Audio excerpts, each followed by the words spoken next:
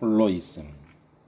그러므로 예수께서 저희가 와서 자기를 억지로 잡아 임금 삼으려는 줄을 아시고 다시 혼자 산으로 떠나가시니라. 요한복음 6장 15절. 복음서는 자주 그리스도께서 기도하시기 위해 홀로 옛땅 곳으로 가신 사실을 말합니다. 누가는 그분의 기도를 11차례 언급합니다. 마가는 그의 복음서의 첫 장에서 저물어 해질 무렵 온 동네가 그분을 뵈러 왔을 때 그분께서 많은 사람을 고치신 뒤에 새벽 오이려 미명에 예수께서 일어나 나가 한적한 곳으로 가사 거기서 기도하시더니 마가복음 1장 35절이라고 말합니다. 그분은 12사도를 택하시기 전에 산으로 가사 밤이 맞도록 하나님께 기도하셨습니다. 누가복음 6장 12절. 완전히 홀로 계셨다는 이런 생각은 제자들에게 깊은 인상을 준 것 같습니다. 그래서 요한은 혼자 산으로 떠나가시니라고 하는 의미심장한 표현을 했고, 마태도 기도하러 따로 산에 올라가시다 저물매 거기 혼자 계시더니 마태복음 14장 23절이라고 기록했습니다. 사람이신 그리스도 예수는 완전히 홀로 계실 필요를 느끼셨습니다. 이것이 무엇을 뜻하는지 겸비한 마음으로 살펴봅시다. 1. 홀로 있음. 온전히 홀로 오직 자기 자신과만 함께 계셨습니다. 우리는 사람들과의 접촉이 얼마나 우리를 우리 자신으로부터 멀리 떼어놓으며 그 결과 우리를 지치게 하는지를 알고 있습니다. 사람이신 그리스도 예수도 이 점을 아셨습니다.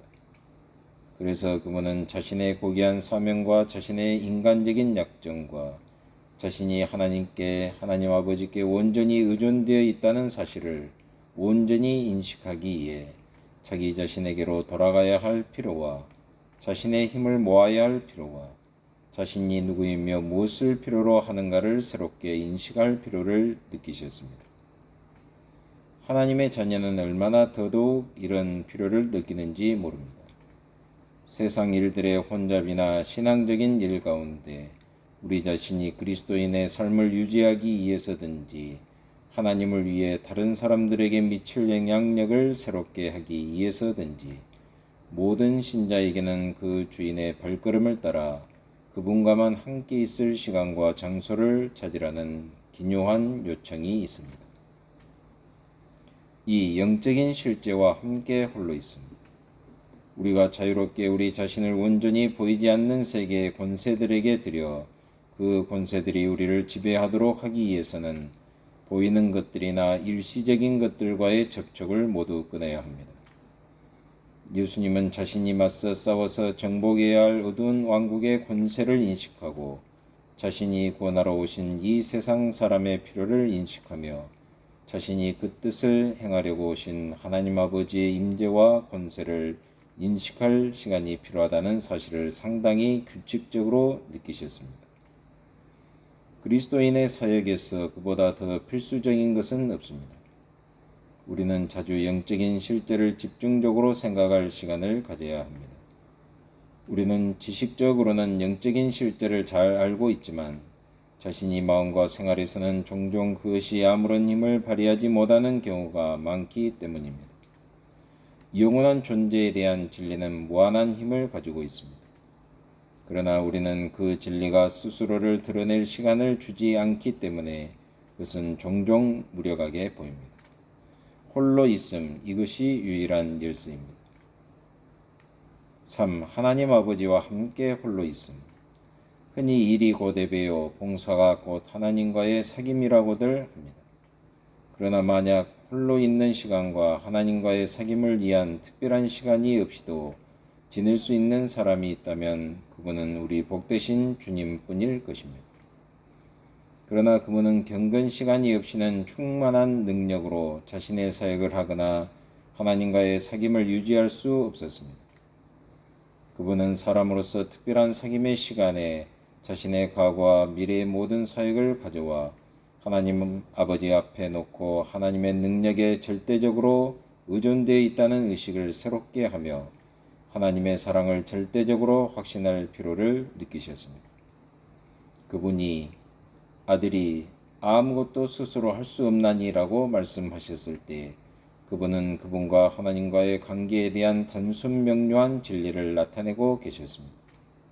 즉 그분의 홀로 계심을 필수적인 일이요 말할 수 없는 것으로 만드는 것은 바로 이것이라는 사실을 나타내고 계셨던 것입니다.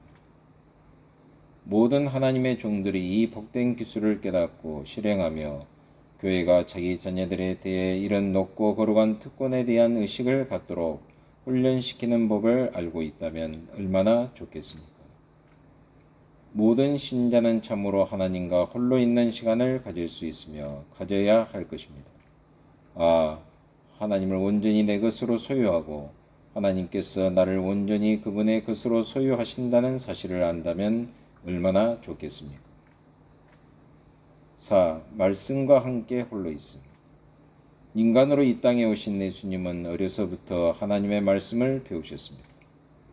나사렛에서 사셨던 오랜 세월 동안 그분은 말씀을 섭취하여 자기 자신의 것으로 만드셨습니다. 그분은 홀로 계시는 동안 하나님 아버지와 더불어 자신에 대해 하신 모든 말씀과 그 말씀을 통하여 계시하신 자신이 행해야 할 하나님의 모든 뜻에 대해 의논하셨습니다. 그리스도인의 삶에서도 그가 배워야 할 가장 깊은 교훈들 가운데 하나는 살아계신 하나님이 없는 말씀은 거의 소용이 없다는 사실이요.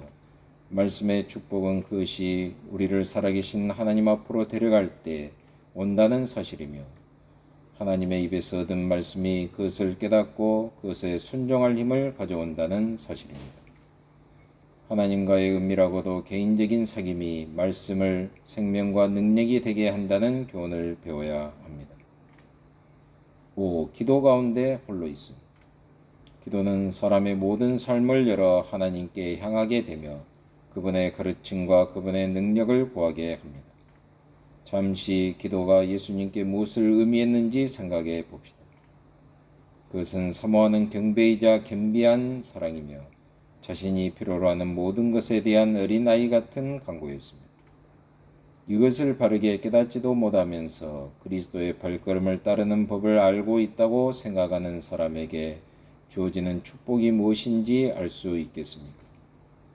그리스도의 발걸음을 따르는 법을 알고 있는 그런 사람은 홀로 하나님과 함께 있는 것을 자신의 가장 큰 기쁨으로 여기는 사람을 위해 하나님께서 어떤 큰 일을 하실 수 있는지를 입증해 보일 것입니다. 홀로 있음, 이 말은 우리에게 이 땅에서의 그리스도의 상과 이제 그분이 우리 안에서 사시는 삶의 비밀을 보여줍니다. 성령님으로 말미암아 우리 안에 사시는 그분의 삶의 가장 큰 축복 가운데 하나는 홀로 있음이라는 이 말이 의미하는 모든 것을 밝혀주고 나누어 주는 것입니다.